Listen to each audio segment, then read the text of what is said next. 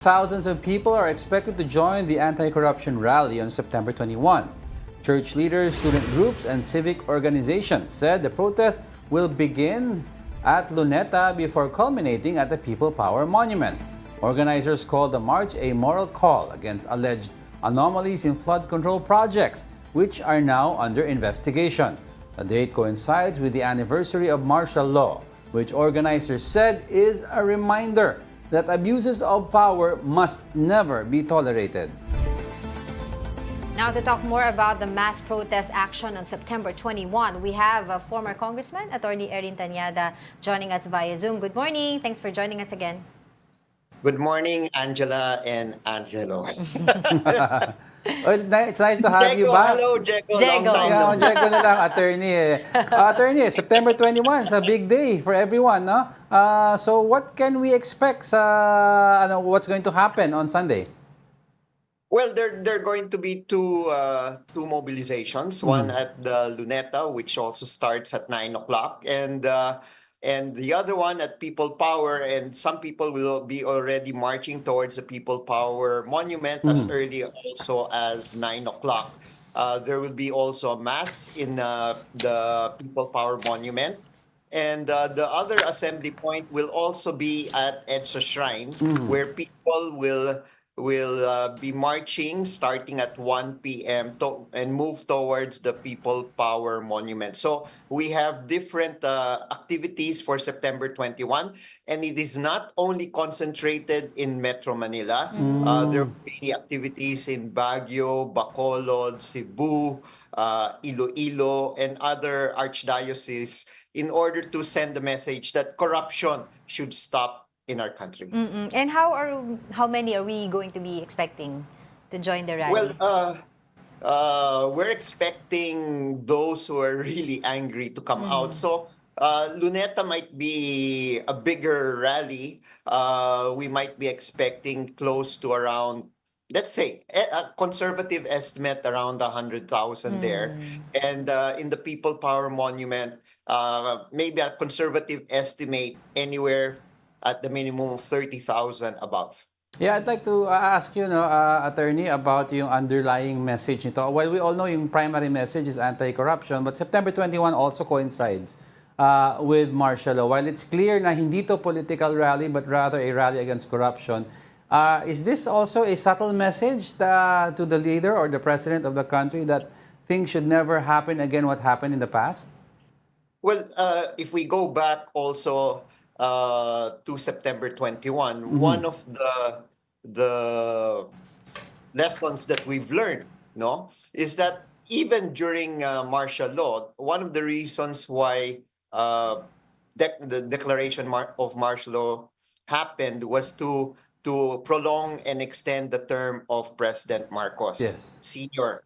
And because of his extended term, corruption, was prevalent during the administration That's right. of Marcos Sr. So there's a connection, whatever way we want to look at this issue, between the father, from the father of the current president, and the issues that are coming out now. That's right. And like we were saying, corruption now is clearly systemic, and it has to be addressed because remember, we came from the issue of the Napoles scam. That's Yeah. right. The PDAP scam. And it seems that nothing has changed, And now the Napoles scam, the PDAP scam, looks like loose change compared to the corruption that is coming right. out with regard to the infrastructure programs of the Malaki-laki ito eh. Yeah. In connection to that, attorney, I'd like to ask you, without giving up your age, kasi you were a congressman, di ba? And of course, nakita mo yung mga kalakaran ng mga kasama mo sa Kongreso. So before ba, Kong, what kind of corruption was happening? Kasi ang sa akin lang, when I see all these lawmakers reacting, kala mo ngayon lang may corruption. Nagugulat sila, they're finger pointing at each other, but remember, matagal na nangyayari ito. Matagal na, and it has grown, you would say, recklessly at this point, no? I think even during the time of Secretary Babe Singson, who was DPWH the Secretary. secretary of the DPWH during the time of President Noynoy Aquino, Yes. he knew that there was corruption in the DPWH, and he had to tame it. And he tried his best to tame it. And if you could see the results of taming the corruption in the DPWH worked wonders for the Aquino administration. Now it has gone recklessly to the point that we have ghost projects with regard to infrastructure projects of the government.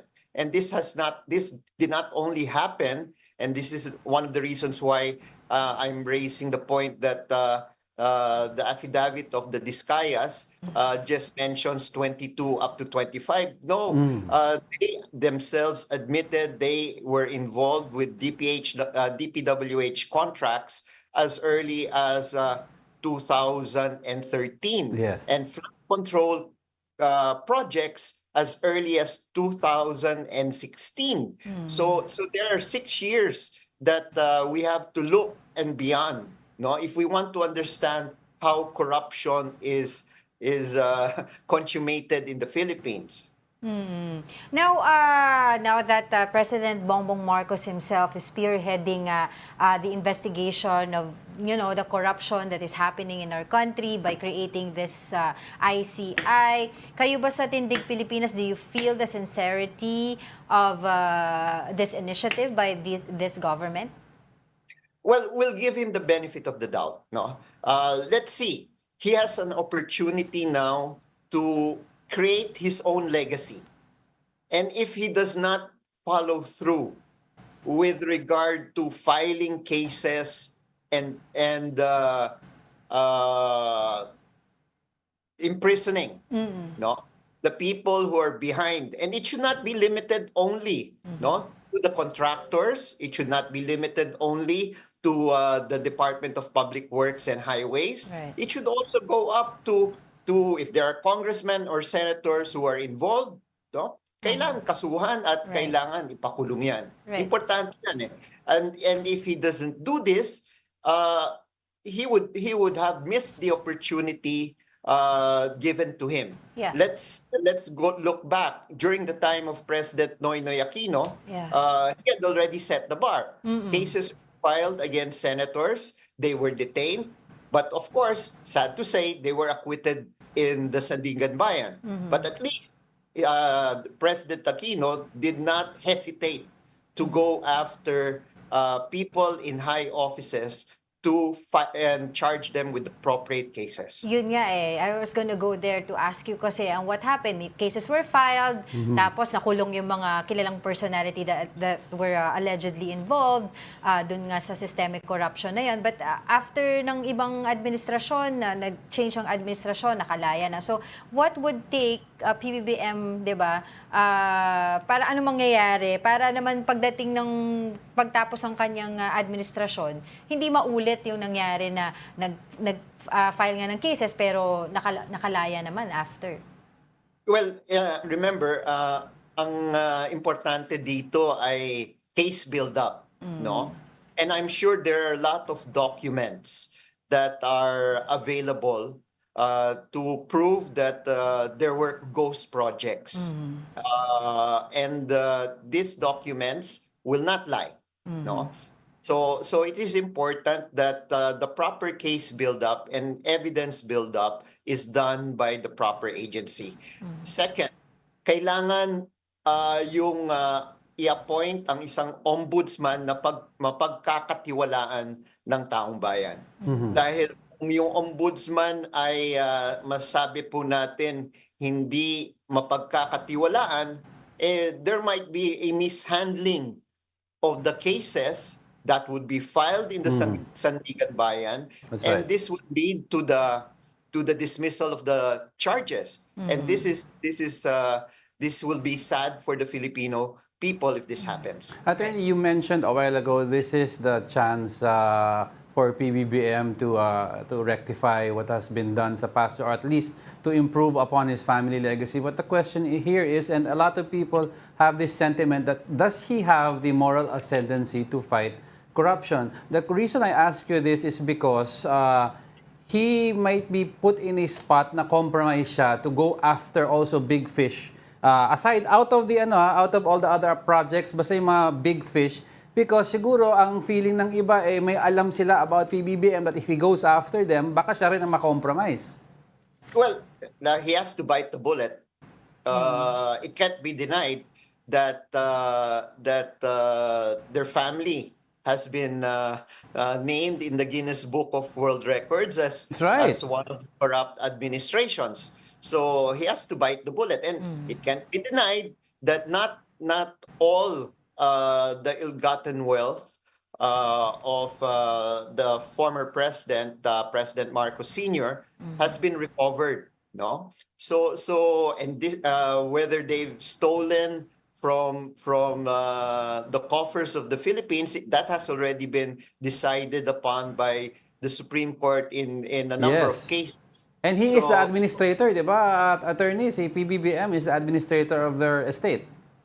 Yes, and again, he will have to fight the bullet because bite the bullet, because Yeah. we have to realize that he doesn't really come to court with clean hands.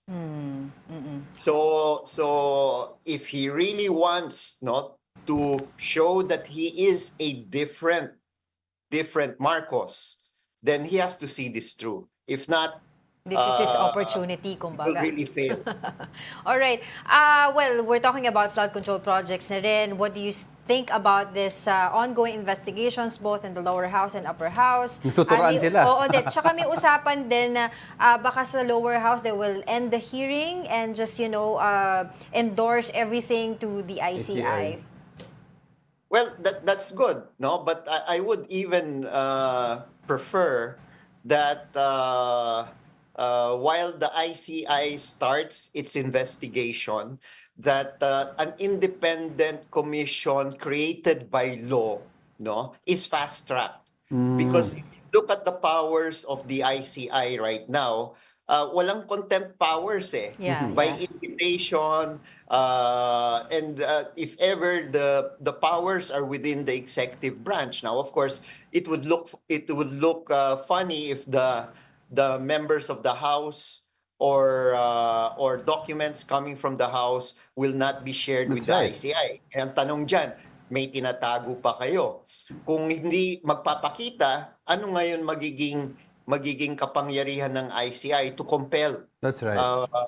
them to appear? So the bill filed by Senator Tito Soto and in the Senate, and the bill filed by Congresswoman Manay Laila de Lima in the House should be fast-tracked. Because if we look at it, EO 94 has only the lifespan of the current administration. All right. And even can be terminated earlier by the president. So what happens kung hindi matapos yung investigation? That's So tayo right, wanted to that's ask, so right. hindi ba dapat, attorney, gumawa ka ng body similar to the PCGG na may sequestering powers outright? Kasi we're also running after, should I say ill-gotten wealth or money that's stolen from government coffers? Well, right now, Diego, what is clear, the AMLA is moving. So remember, AMLA was not even present when the PCGG was created. So there are deposits that have been you would say placed on hold, no? Customs has also been moving. So at least in that area, gumagalaw ng gobyerno. Pero at the end of the day, like I said, mas may stability kung may independent commission created by law, because it is not time-bound. Yeah. No? Yes. Oo. And it can give the commission so much leeway in investigating not only flood control But all projects, corruption But all issues. of- other infrastructure projects. Kasi ang nakukuha namin balita ngayon, halos lahat ng mga district, no, sa ating bansa nagmamadali yung mga contractors. Yes. Yes, oo. They're trying to finish all their projects I because know. it Yeah. has been identified that they were already completed last year. Ngayon sila nagsisimula. Yeah, That's what totoo yan. dugtong lang, no, attorney, that's what I wanted to ask. Kasi nakafocus tayo sa flood control, may iba pang issues of infrastructure projects na ghost. Ang problema is yung nakafocus sa flood control, hindi ba they're cleaning up shop habang hindi nakatingin sa kanila, wala yung spotlight sa kanila? Tsaka sabi nila, puro contractors daw tinitignan, puro engineer. Isa na yung mga politicians, baka naglilinis na rin sila daw ng documents. Well, dito nga natin malalaman eh. And kailangan Diego, tignan rin natin yung proseso sa paggawa ng budget. Kaya ang importante dito kasi malaman ng tao saan nagsisimula yung insertions, 'di ba? Ang nakalungkot, dapat after passing the law on the GAA Yeah. from the House, no, on second reading, dapat tapos na yung period of amendments, no? Pero even after the vote on second reading, they create already that small Small committee. Yun. committee. So even In during your order- time, may mga small committee na rin talaga. Meron, the reason why this was done is because if you allow 300 congressmen to stand up and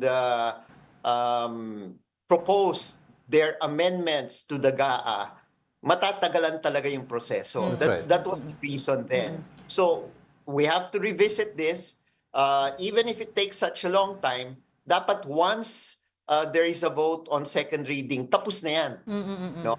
And if ever they say that it will take too much time, yung small committee dapat buksan yan sa publiko para alam. Yun, oo. Alright, so speaking about budget insertions, naalala ko na naman si Congressman Zaldico. What do you think about the new leadership in the Congress? Do you think ito na yung time na they will have Congressman Zaldico go home here and answer all the allegations about him regarding insertions sa budget? Well, there was a call by the majority floor leader of the House, Sandro Marcos, asking that Zaldico come return to the Philippines and answer the charges.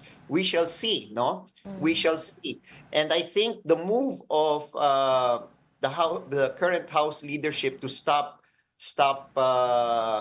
the investigation in order to pass it on to the ICI is, I think, a good move so that hindi na magkakahiyaan sa loob ng House dahil I'm sure they will have difficulty in questioning their colleagues. Kaya nga sabi Exactly. nga namin, conflict of interest. Yeah, oo. Oy, until nga ngayon, di pa natin nakikita yung listahan. Di ba supposedly, Wala pa. bago mag-start yung hearing ng Infracom dyan sa House of Representative, di ba humihingi sila ng mga listahan ng mga na Si Attorney congressman. Chel, humihingi. Oo, na may Congressman conflict Chel. of interest. Pero until na wala akong nakikitang listahan. Yun nga, no? Yun nga. So these are legitimate questions that the people have that have to be answered. Kaya nga importante sumama tayo sa September Yun. 21, the People Power Monument at sa Luneta, ipakita natin yung galit natin dahil isipin natin itong pondo na ninanakaw mula sa taong bayan ay pwede natin gamitin sa iba't Sa iba. ibang mga social services, That's right. health, no? Even education. Right. Imagine we have a big backlog sa classrooms natin and malaki epekto 'yan sa ating mga kabataan. Kaya Yeah, Attorney, that's what, kailangan natin tignan. that's what I wanted to ask you. Let's talk about your movement right now. There's no doubt, Attorney, I've seen it firsthand from all social classes, all walks of life. Yung galit ng tao na, grabe, nagtatrabaho kami 9 to 5, 9 to 6, pero sila, isang oras magnakaw kung ano-ano fina-flaunt sa social media. The question here is, after September 21, what other things do you have in mind to keep the fire burning? Because there's this fear, like sa kultura ng Pilipino, that we are a forgiving culture, we are forgiving people. Baka after September 21, mag-die down sa news, kumalma na lahat. Hindi, kaya nga importante mag-usap-usap ang iba't ibang mga organizations, no? kung yan ay kabataan, middle forces, manggagawa, patuloy po tayong ipiket natin. Maski yung independent commission, dahil kailangan malaman ng independent commission na binabantayan rin sila. Yes, yes. Binabantayan yung trabaho nila. It doesn't need a big mobilization to go to the Senate, watch the Senate. It doesn't need a big mobilization to go to the House or to the Independent Commission. Basta maramdaman ng mga institutions na ito na nagbabantay ang taong bayan. Dahil kailangan gawin nila yung tama. Dahil malala ang problemang hinaharap ng ating mamamayan at nakakalungkot, Yeah. no? Mga gumagawa ng katiwalian ay nagpapakita kung gaano silang marangya sa kanilang pamumuhay. They buy Hermes, they buy Patek Philippe, they wear clothes that cost 50,000, 100,000 pesos, habang yung karaniwang mamamayan po natin ay nagugutom at nagtatrabaho at sila'y kinakaltasan ng buwis. At yung buwis na binabayad nila, ninanako nito ang mga taong ito. Totoo. And then one last thing before we let you go, yung ibang agang-agam kasi ng mga tao ngayon na baka daw itong mga rally na ito ay gagamitin lang din ng ibang mga personalidad na, would take advantage. Diretsuhin ko na, attorney, yung tinatanong ni Angel, welcome ba ang mga Duterte supporters since may galit din sila sa current situation? Well, ganito yan, Diego. Walang kulay ang laban sa korupsyon. That's number one. Kahit sinong kulay, kung sino yung namumuno, no, sa panahon ng nakaraan, pwedeng gumawa ng korupsyon eh. Di ba? Kung ikaw ay pula, berde, dilaw, no, puti, asul, kahit anong kulay, pwedeng gumawa ng corruption. Kaya walang kulay ang laban sa corruption. Ngayon, ang kailangan natin tignan ang political agenda. Yeah. No? Bakit ang mga Duterte supporters ay naka-concentrate lamang sa 22 to 25? No? Ang ibig ba nilang sabihin, ang corruption ay nangyari lang sa 22 to 25? Ako mismo magsasabi na hindi, no? Systemic na nga ito eh. Kaya kailangan imbestigahin natin ang 2016 hanggang 2022. Kung gusto ba natin, ibaba po natin yan. Maski hanggang 2013 or even up to the administration of Gloria Macapagal-Arroyo. Yeah. No? So dapat, no, kailangan tignan natin na ang gumagawa ng katiwalian ay kahit sino yan. Kaya laban ay dapat walang kulay. Ngayon, dapat maging maingat tayo dahil ang agenda lang ng isang panig nga talagang tanggalin ang kasalukuyang administrasyon para umakyat yung tingin nilang dapat sumunod sa Pangulo. Hindi naman natin papayagan yan. Alright, with that, maraming salamat muli sa inyong oras. That was former Congressman, now Attorney Erin Tanyada. Thank you for joining us. Thank you.